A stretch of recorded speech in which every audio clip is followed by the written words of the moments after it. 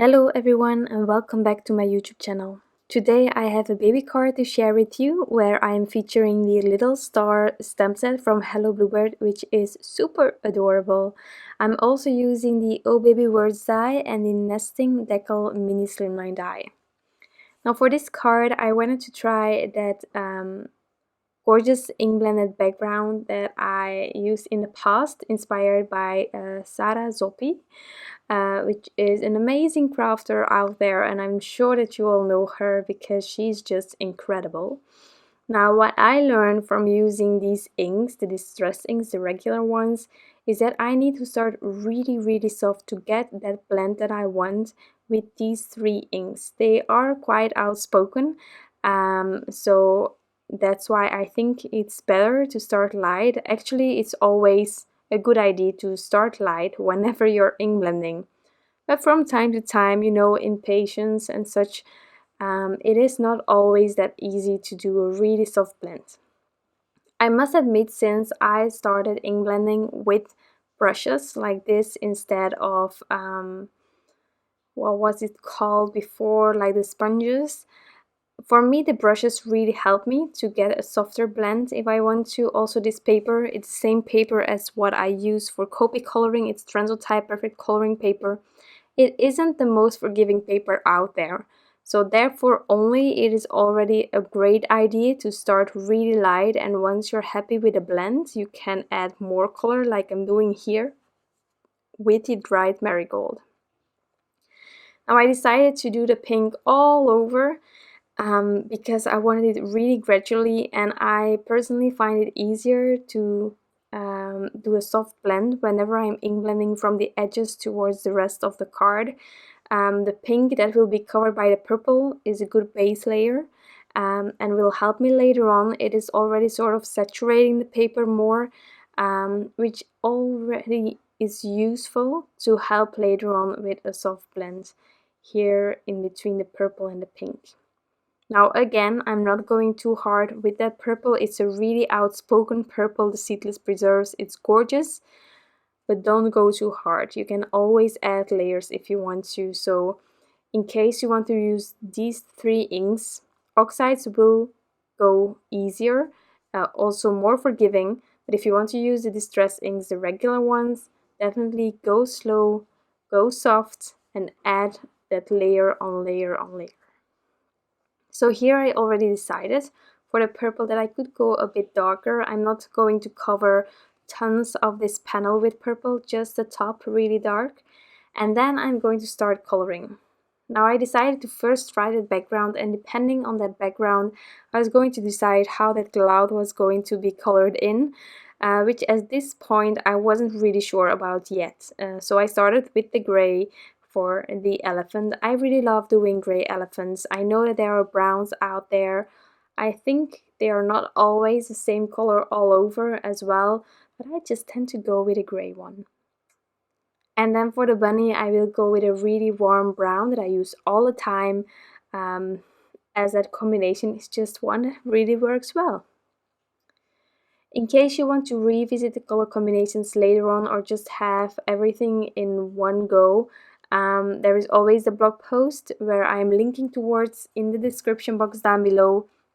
There you can find all of the combinations listed, also all of the supplies that I'm using, but that list I'm also adding to this description box down below in the YouTube, in my YouTube channel.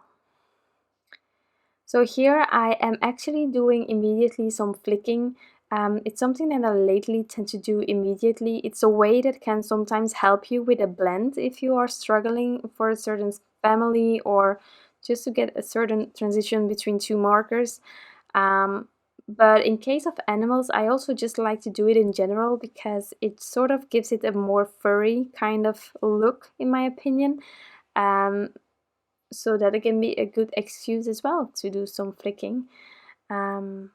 I'm also trying to leave a bit of an edge between my darkest color and the edges of the image, just to give it some kind of a rounded feeling more.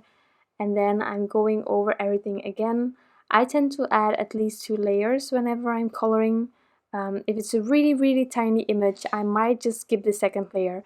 But in most cases, I am definitely adding a second layer. It helps me with the blend that I like, with transition between the different markers, and it also just helps me to give it a bit more depth. Like with my first layer, I can sometimes see that I just didn't go far enough with one of the darker markers, and so on the second layer or the third or fourth, I can go a bit further because I know that I have all the space left for only the light markers if I don't do that. So that also helps me just defining the images more. Then for the bunny, as I said, one of my favorite combinations, E33, E53 and E51 were the markers that I wanted to use, and then I just thought that those three weren't going to be enough for the size of this bunny, so I added E37 as my darkest, which is a really warm brown color, and I love how this brown just pops against that gray color from the elephant. Again, doing that flicking, you do you, of course, and then on the tail I'm sort of just adding a few dots. It doesn't have to be colored all the way. I think it can look a bit lighter in my opinion, so just adding a few dots here and there and then going over it again and just letting that sort of evolve a bit more organic than my other coloring. So again, that second layer, and I'm working from darkest to lightest. I say it all the time, you do you. If you prefer coloring in another order, then that's just fine. Something that I do have to add is that Sandy Elnock, she made a great video about it, that it can be that even though you use the same markers as I do, but you have another order of coloring, that it might end up slightly different. But I don't think that it can be that at all. But it's actually really interesting how she showed it. I think she colored 3 images with exactly the same markers, and it all appears so different, but all gorgeous. So that's the most important thing. Then for the cloud, I just tried a few markers out, and I added that background aside the image just to see whether it was going to work with that yellow orangish color. And then I really softly started adding this color. I was a bit afraid because I don't do yellow clouds often, not at all actually, but I really wanted it to match with the background. A pinkish purplish would have worked as well, I think, because that way the purple or pink from a bit higher up on the card would return. You can also turn the panel around and have the purple pinkish color down below. Anything goes actually, you do you. And so here I just started adding a bit of a darker color, flicking a little bit. I'm not going to color this cloud all the way. I am just flicking a bit and I'm trying to let it fade out into the white of the cloud,